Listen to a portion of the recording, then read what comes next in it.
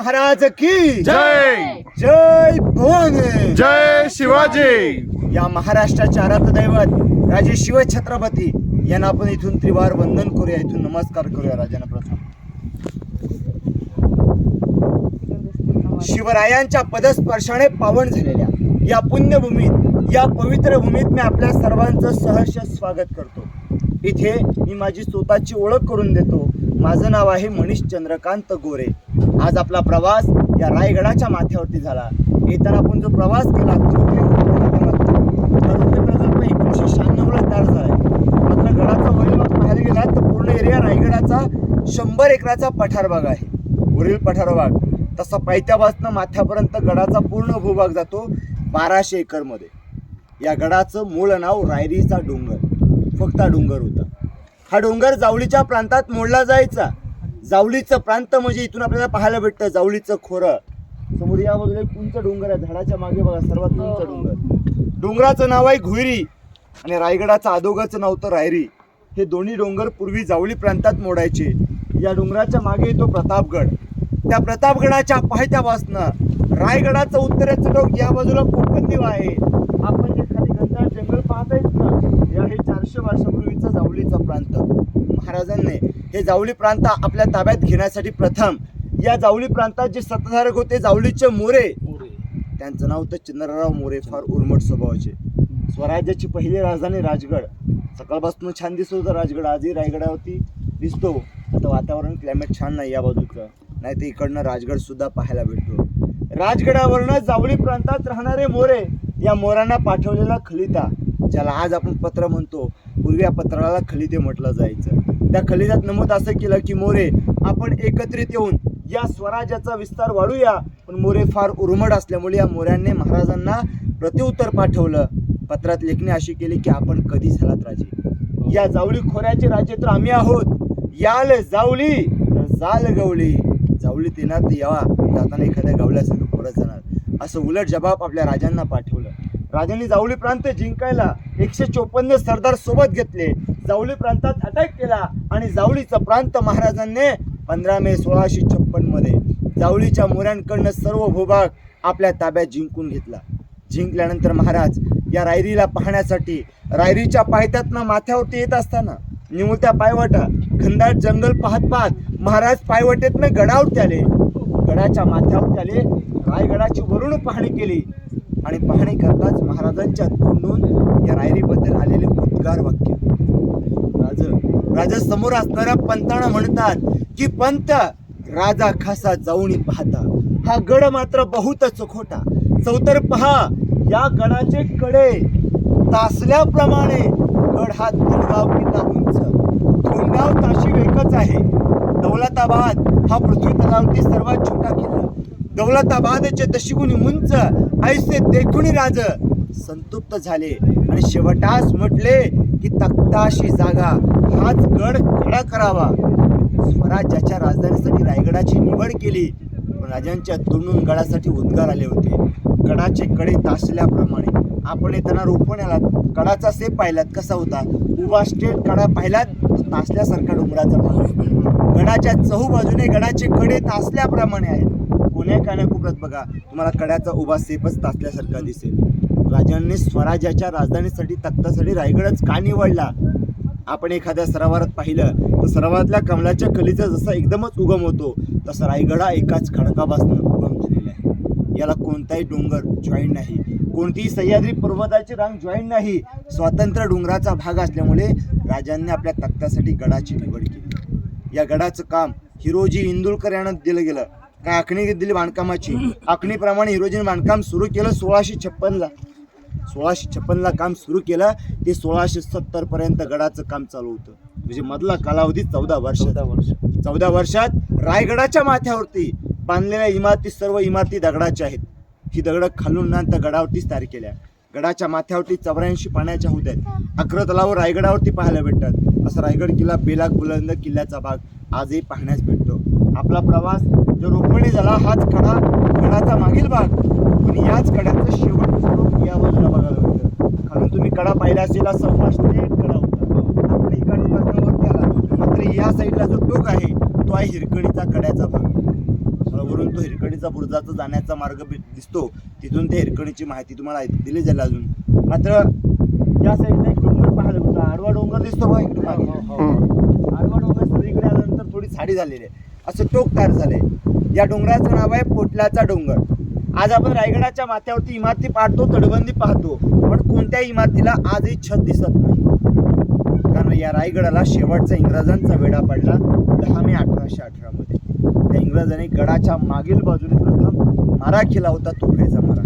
तोफेच्या माऱ्याने प्रथम गडाच्या माथ्यावरती असणारं दारूसाठा, शस्त्रसाठा जो होता तो त्याने फोडला गेला आणि त्यातून गड आपला उद्ध्वस्त झाला होता. 11 दिवस गडाच्या माथ्यावरती सर्व लाकडाचा सर्व भाग जळून गेला. राहिल्या दगडाच्या भिंत, विटांची बांधकामं आजही किल्ल्यात पाहण्यास भेटतात. आता आपण समोर मेना दरवाज्यातून आतमध्ये जाऊया. थोडं वरून आपल्याला तो डोंगर आणि तो दारू पावडर आजही दिसतं, त्याची भाग वरून आपण बघूया. ही संरक्षण भिंत आहे, म्हणजे राणी वशाची संरक्षण भिंत. राणीवासा राणीवार. याच्या आतमध्ये राणी दालन आहेत, राण्यांची महल आहे, महलांची संरक्षण भिंतीचा भाग. आता इथे बघा, मगाशी म्हटलं की तुम्हाला तो इंग्रजांनी अटॅक केला होता 10 मे 1818 मध्ये. जिथून अटॅक केला तो डोंगर आपल्याला इथून सुद्धा पाहण्यास भेटतो. दिसला का झाडीवाला थोडं आग लागली. त्या डोंगरावरनं तोफा चढवल्या लांब पल्ल्याच्या. तोफेनं मारा केला आणि तुम्हाला शेवटला पठार बाजावरती आडव्या दोन भिंती दिसतात. एका भिंतीचा वरचा भाग थोडा तुटलेला, त्याचे भाग जुन्याचा भाग दिसतोय. तो दारुकोटावर फोडल्यामुळे गड उद्ध्वस्त झाला होता. 11 दिवस गडावरती सर्व बांधकाम जळून गेलं होतं. त्या वाड्यात मध्ये त्या कोपऱ्यात जानकरांची अशी मतं येतात, महाराजांचे 8 मंत्री होते, मग आम्हाला वरती पाहायला भेटतात 5 वाडे, म्हणजे खाली जे आहेत ते 1 वाडे त्यांचेच असतील अशी मतं मांडली जातात. मंत्र्यांचे वाडे असतील अशी मतं मांडली जातात. राष्ट्रप्रधान मंत्रिमंडळातले हे जे रूम आहेत MTDCचे, या पायऱ्या चढल्यात. त्या पायऱ्या 2007 मध्ये बनवल्यात. खऱ्या ओरिजिनल पायऱ्या समोरच्या भिंतीला पाहायला, त्या मोठ्या दगडाच्या त्या ओरिजिनल पायऱ्या आहेत. ज्या दरवाज्यातून आपण आता किल्ल्यात आतमध्ये जातोय, हा मेना दरवाजा. महाराजांच्या राण्या मेन्यात बसून, रायबंद पालखीला मेना म्हटलं जायचं. त्या मेन्यात बसून सूर्यास्त सूर्योदय पाहायला या गेटमधनं राणे येत असेल, पण या गेटचं नाव मेना दरवाजा असेल. आपण मेना दरवाज्यातनं आतमध्ये राणी वशामध्ये आपला प्रवास करूया. ही दगड तेव्हाच आहे, त्यावेळेचं आहे. ही सगळं आहे ना 1670. 1656 ते 1670. ह्या इझी आहेत पायऱ्या. हे हुशारच होते. कोण टाकले? नाही, तुमचा महाराजांच्या राणींचे पाय नाही दुखतील का? तुमचा स्टॅमिना वाढलाय आता. हो इझी आहेत ह्या. कधी आपण बघू ना.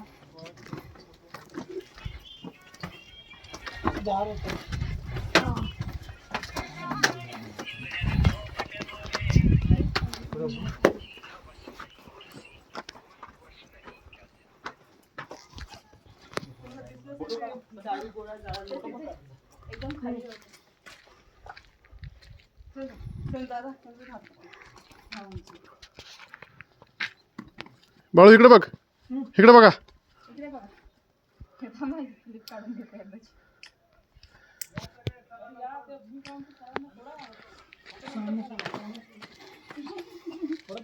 आपल्याला ज्या राणी वशात आहात, हे एवढं मोठं दालन पाहायला भेटतं. हे एका राणींचा एक महाल.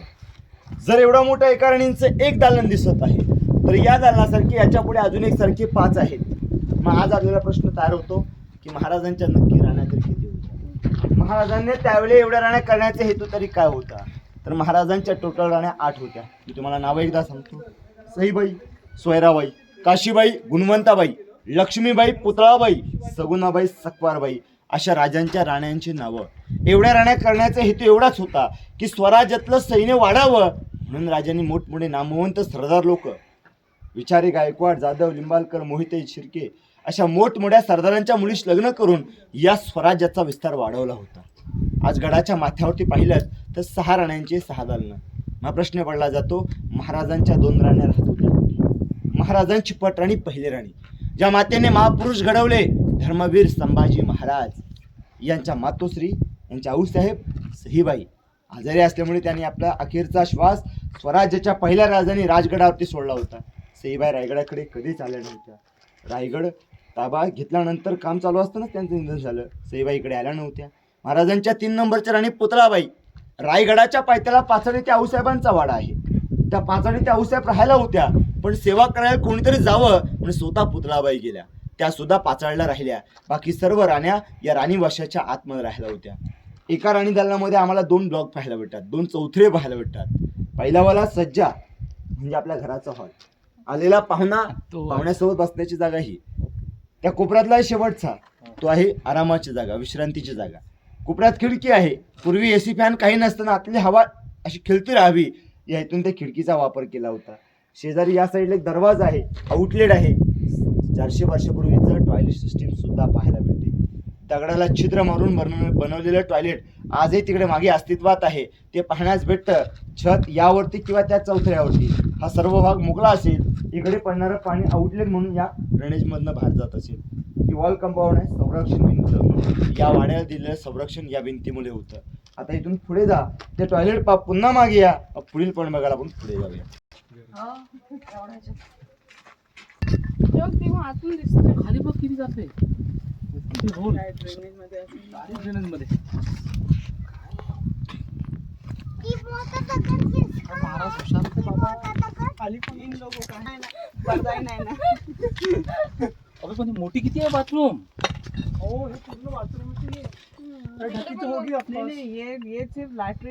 दोघांचं म्हणणं चला. आणि ह्या विटा तेव्हाच आहे त्याला. हो विटा तेव्हाच्याच आहेत. किल्ल्याचं मेन दरवाजा तिकडे आहे. ते सगळे शेवटी राहत होते राहणे.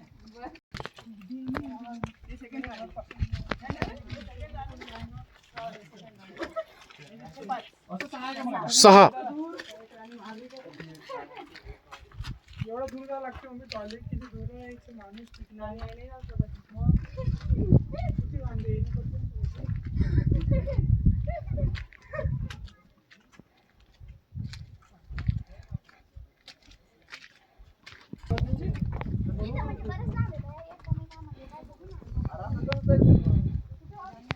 दोन मिनिटं.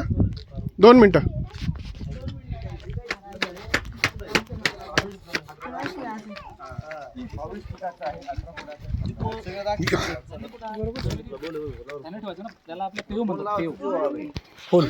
तिकडे बघा प्रथम इकडे खाली काय वाडे पाहायला भेटतात. प्रथम या वाड्यांची माहिती घेऊया. समोर खाली जे वाडे आहेत आपण मगाशी ऐकलं अष्टप्रधान कार्यालय ऑफिस.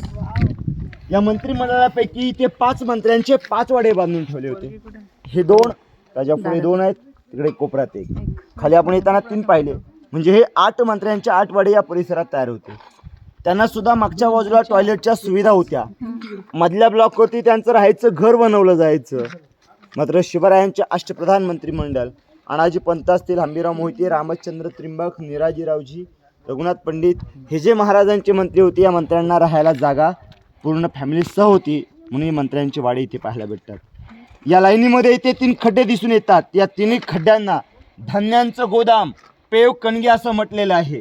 आपण जे पहिलं पाहता हे 22 फुटाच्या खोलीचं आहे.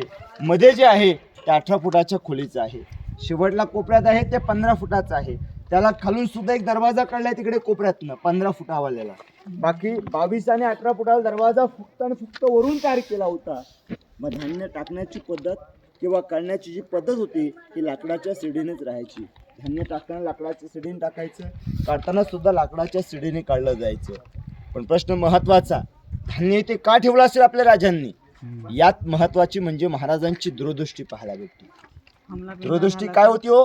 तर एखाद्या शत्रूने या राजधानीत घेण्यासाठी कधी जर वेढा दिला तर, आणि या वेड्यात गडावरती दरवाजा मुख्यद्वार बंद केल्यानंतर जेवढं सैन्य गडावरती आहे या सैन्याला जीवन आवश्यक वस्तूची पूर्तता करावी लागेल. राहायला घर आहेत, घालायला कपडे आहेत, पण खायला अन्न पुरवठा करावा लागेल म्हणून पेव जास्त तयार केलं होतं. धान्यांची कोठार आहेत ही शिवकालातली. आपण इथून पाहता मात्र दरवाजाची लॉकिंग पद्धत बघा किती छान होती. आता इकडे राणीवस आहे. राणीवशाच्या पुढे प्रत्येक चौतऱ्याच्या समोर हा एक चौतरा आहे. राणीवशाच्या पुढे हा चौतरा, याला दासीचं घर म्हटलंय. नोकर चाकर आतमध्ये काम करणाऱ्या दासी यांना विश्रांती करायचं असेल तर या चौतऱ्यावरती विश्रांती केली जात असेल. याला दासीचा ओटा म्हटलंय. हा समोरील दासीचा ओटा पाहण्यास भेटतो. आता आपण घर असेल हे. राहण्याची जागा असेल. हे बघा स्ट्रक्चरचं दिसतं ना, हो असं असेल ते. जे भिंतीच्या मध्ये जो गॅप आहे त्याच्यामध्ये लाकडाचे खांब लावायचे. आपल्या भाषेतलं आपलं कॉलम. पूर्वी लाकडाचे प्लेयर राहायचे. त्या कोपऱ्यामध्ये हा पूर्ण हे टाक्यांचं हे पूर्ण. इथं लॉक कोणतं म्हटलं का? लॉक कोणतं म्हटलं? लॉक पद्धत हे दरवाजे कसे दगड कसे आहेत बघा ना सर. अच्छा हा हे लॉक आहे दरवाजा ना दगड. एक साधा सामान्य माणूस तो दगड बाजूला करू शकणार नाही. नाही नाही. त्याच्यामुळे 2-3 माणसं इथे अवेलेबल लागते त्यांनी काढण्यासाठी. हो, हो. त्यामुळे दगडावरती दगडाचा दरवाजा बनवला. आणि हे सगळं दगडाचं बनलेलं हो, पूर्ण दगडाचं. ते इथले दगड हल्ले म्हणून ह्याच्यावर ठेवून दिलंय. त्यात पाणी जमा होते का मग पावसाळ्यात? नाही, नाही. पावसाळ्यात पाणी जमा होत नाही. चला फोटो काढ बढिया चला.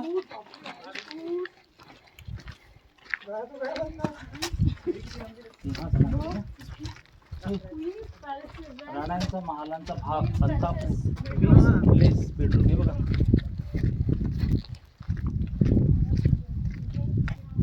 दोन मिनिट हा साहेब. महाराज हमेशा कभी इधर कभी इधर. जसं आपण येताना मीना दरवाजा पाहिला तसं समोरील दरवाजा पालखी दरवाजा. छत्रपती शिवरायांची पालखी, छत्रपती शंभूराजांची पालखी, राजाराम महाराजांची पालखी किंवा औसाहेबांची पालखी या रायगडाच्या माथ्यावरती येत असताना खरा महालाकडे येण्याचा मार्ग महाराजांचा इकडचा होता.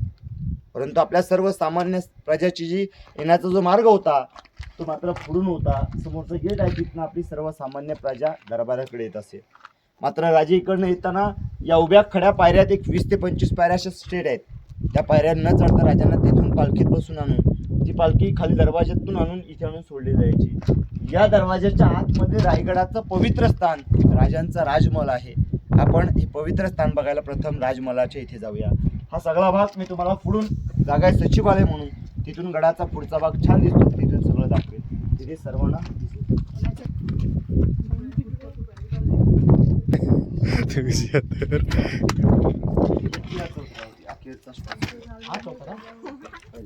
बोला छत्रपती श्री शिवा. पहा आज आपण रायगडाच्या पवित्र स्थानाजवळ आहात, म्हणजे राजांच्या राजमहालाच्या इथे आहोत. समोरील जागा एवढी पवित्र आहे की त्यावेळी या महलाचं वैभव किती छान असेल. हा महल छान सजवला गेला होता, पण याला उभं करताना पाहिलं जसे आज आपण कॉलम तयार करतो, पूर्वीचे लाकडाचे खांब म्हणजे त्याला प्लेयर म्हटलं गेलं होतं. लाकडाचे प्लेयर बनवले जायचे, पण ते प्लेयर चौकोनी आकाराचे असायचे. पहा इथे दगडाला जो खाच केलाय का चौकोनी आकाराचा, 2-4 दगड सोडलेत की लगेच तुम्हाला तसा खाच पाहण्यास भेटेल. त्या खाचाच्या माध्यमातून लाकडाचे खांब उभे करायचे आणि ते खांब उभे केल्यानंतर त्याला जे छत बनवायचं ते लाकडाचं उतार्या भागाचं, चारी बाजूने उतार्या भागाचं छत असायचं. माथ्याला पाणी बाहेर येण्यासाठी खापर कुंभरनलीची कवळं छताला वापरली जायची. बाहेरनं रेशमी कापडं, आतमध्ये उजेडासाठी मशाली. त्या मशालीच्या उजेडात त्या पैठणी कापडामध्ये या महलाचं वैभव किती छान असेल, किती छान सजवलं असेल. या महलात राजे 10 वर्ष राहत असताना आयुष्य लाभलं फक्त 50 वर्षाचं. बालपणी गेलं त्या शिवनेरीवरती स्वराज्याची पहिली राजधानी, पहिला किल्ला घेतला तो तोरणागड. स्वराज्याचं तोरण बांधलं, स्वराज्याची पहिली राजधानी उभी केली. ती राजगड ही स्वराज्याची पहिली राजधानी. आणि अखेर शेवटचे 10 वर्ष महाराज या रायगडावरती या प्रशस्त महालात राहत असताना आपल्या राजांनी आपला अखेरचा श्वास सुद्धा याच प्रशस्त महालामध्ये 3 एप्रिल 1680 दुपारी 12 वाजता हनुमंत जयंती होती. 12चा तो प्रहर होता आणि त्या 12च्या प्रहरी आपल्या राजांनी आपला अखेरचा श्वास या प्रशस्त महालात सोडला. महाराजांची शेवटची अंत्ययात्रा या राजमहालातनं शेवट तिकडे मंदिराकडे गेली आणि तिकडे महाराजांच्या देहकलेला अग्नी दिली गेली, देहचितेला अग्नी दिली गेली. तिकडे राजांची मूळ समाधी आहे. मात्र ही जागा पवित्र आहे. कित्येक दूरवरून आलेला शिवभक्त अभिमानाने इथे आल्यानंतर इथल्या या चौथऱ्यास आपलं डोकं टेकून अभिमानाने इथली माती आपल्या कपाळी लावली जाते, कारण या रायगडाचं पवित्र स्थान आहे. कित्येक वेळा या राजमहालात महाराजांची पावलं लागली असतील, कित्येक वेळा मातीला स्पर्श झाले असतील महाराजांची पावलं. म्हणजे माती किती पवित्र आहे, ही जागा किती पवित्र आहे. प्रत्येकाने ते नमस्कार करा. शेजारी बाटटब आहे ते बघा जाणार आहोत. शेजारी अंघोळ करण्याचं बाटटब आहे, पाणी पिण्याचं टाकं सुद्धा आहे. एक पवित्र ठिकाणी पवित्र काव्य ऐकवतो, गरजेचं आहे काव्य. काव्य असं आहे की अंधार पडला पाहता एक दिवा पाहिजे, अंधार पडला पाहता एक दिवा पाहिजे. या रायगडाच्या भूमीला, या महाराष्ट्राच्या भूमीला पुन्हा एकदा जिजाऊंचा शोभाच पाहिजे, जिजाऊंचा शोभाच पाहिजे. बोला छत्रपती श्री शिवाजी महाराज की जय. आपण नतमस्तक व्हा. याच्या हा जो दगड आहे सर, 2 इथे इथे गेलेत महाराजांचे प्राण.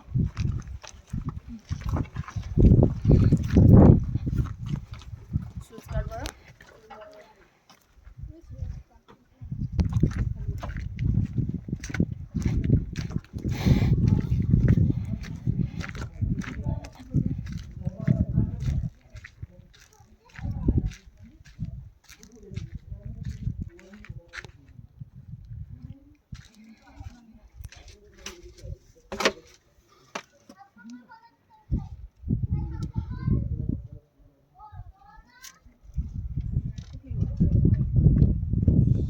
आपण हे समोर पाहता शिवकाळातलं आपल्या राजांचं त्यावेळेचं बाटप.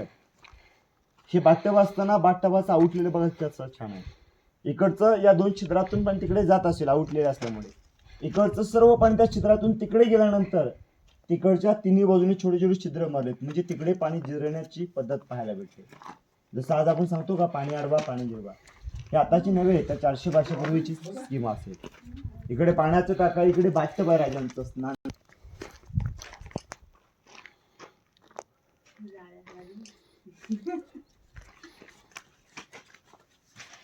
हा स्पेशल एंट्रन्स होता का मग? हा ही आतमध्ये करन्सी छापखाना 400 वर्षापूर्वीची रिझर्व्ह बँक. फक्त पाणी रिझर्व्ह बँक. महाराजांची राजमुद्रा शिवराई सोन्याचे व नाणी ही छापायची जागा इथे आतमध्ये होती. टांगसाल महाराजांची रिझर्व्ह बँक बघा चला. छपाई कारखाना. हे इकडं काय आहे? पाण्याचं आउटलेट आहे का?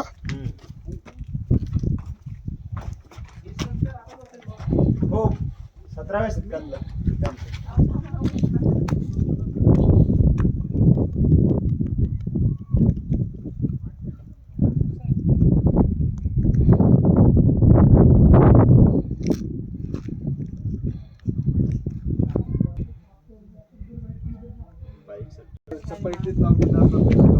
छपाईचीच माती लावतात त्याला. मोठा होऊ दे मग. उभे राहा उभे राहा उभे राहा चला. का फोटो काढा.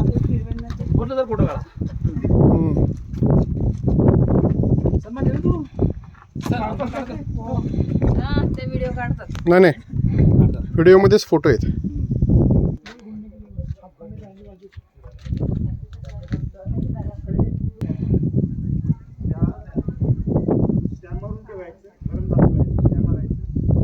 ते हां परत सांगा. वितळावायची सांगा ना ते. हे कसं माहिती आहे काय? तिथे येऊन सांगायला हवं तुम्ही. कसं आहे त्याच्यामुळे आज कोणाला क्लिअर सांगता येणार नाही. क्लिअर सांगता येणार नाही. त्याच्यामुळे ते सांगणार मला हा. रेकॉर्डपर्यंत सांगता येणार. तसं नाही करू बा. आणि याच्यामध्ये पाण्याचा पुरवठा कसा केला जायचा हा एक प्रश्न आता अस्तित्वात होतो. त्यावेळी जो कोणी कावडीधारक असेल ना त्या कावडीधारकाला कावड द्यायची. पण ही कावडधारक बनवायचं कोणाला? त्यावेळी जो कोणी काम चुकार असेल मेहनतीचं काम द्यायचं, त्याला पाणी वाहतूक करायला लावायचं. ते पाण्याचं काम थोडं खाली उतरा टाकायला. म्हणजे महाराज कामचुकार माणूस पाण्याला लावून दिला.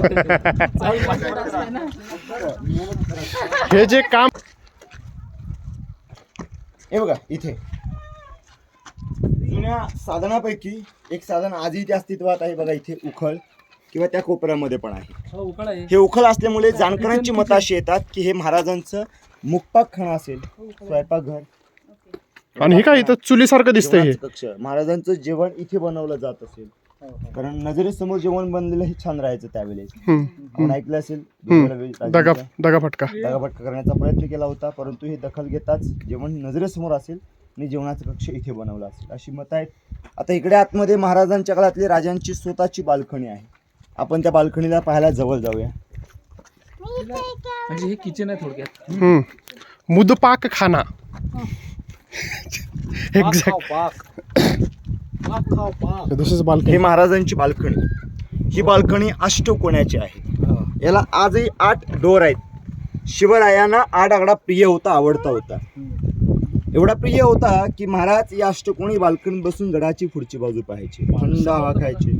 ही शिवकाळातली महाराजांची त्यावेळची बाल्कनी आहे. तशाच 2 बाल्कन्या सुद्धा पुढे दिसत आहेत.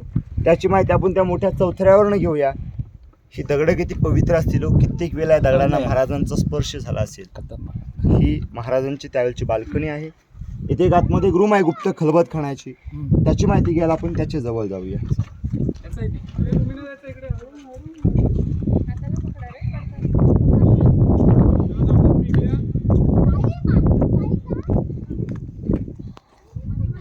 ज्या ठिकाणी उभे आहात त्याचं नाव आहे खलबतखाना.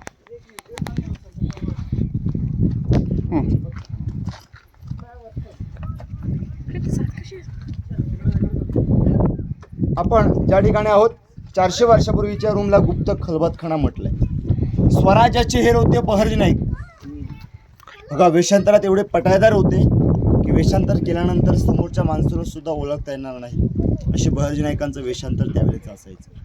हुबेहूब त्या पद्धतीने त्या ज्या कॅरेक्टर्समध्ये जायचे त्याचं सर्व हुबेहूब वेषांतर करून त्या गडकोटातल्या गडकिल्ल्यातल्या सर्व माहिती आणून महाराजांना कळवल्या जायच्या. स्वराज्याचे हिरो होते बहर्ज नाईक. स्वराज्यासाठी निष्ठावान राहिले म्हणून आजही त्यांना ओळखलं जातं स्वराज्याचा तिसरा डोला म्हणून. एवढे निष्ठावान होते की या स्वराज्याचे हेर असताना 3000 हेरांचे प्रमुख असताना त्यांनी कधी आपल्या स्वतःच्या पत्नीला सांगितलं नाही की आम्ही या स्वराज्याचे हेर आहोत म्हणून. जर त्यांनी पत्नीला सांगितलं असतं त्या पत्नीने इतरांना सांगितले असते की आमची धनी स्वराज्याचे हेर आहेत म्हणून. आणि गुप्तता बहर्ज नाईकांनी आपल्या स्वतःसाठी पण एवढी ठेवली होती. हे रूमला गुप्त खलबतखाना म्हणतात. इथून आतमध्ये उतरण्यासाठी जिने असतील लाकडाचे किंवा इथून आतमध्ये उतरायला आता सुद्धा आपल्याला पायऱ्या दिसतात. एकूण 11 पायऱ्या तलघराच्या आतमध्ये आहेत. या पायऱ्या उतरून गेल्यानंतर आतमधल्या 10 बाय 8च्या रूममध्ये बसून सर्व गुपित प्लॅन ठरवायचे. त्यामुळे या रूमला गुप्त खलबतखाना म्हणतात. सोनं जे होतं महाराजांच्या काळातलं ते इथे आतमध्ये स्टोरेज केलं जात असेल.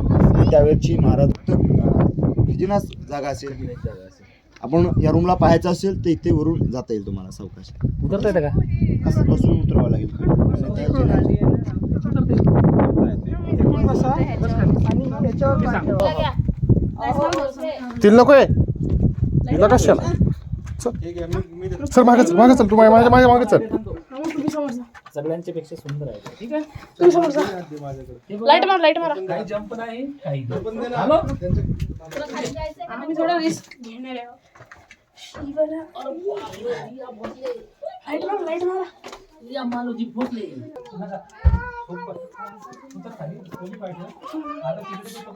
फोन आहे, फोन आहे, फोन आहे. चला आम्ही काहीच नको.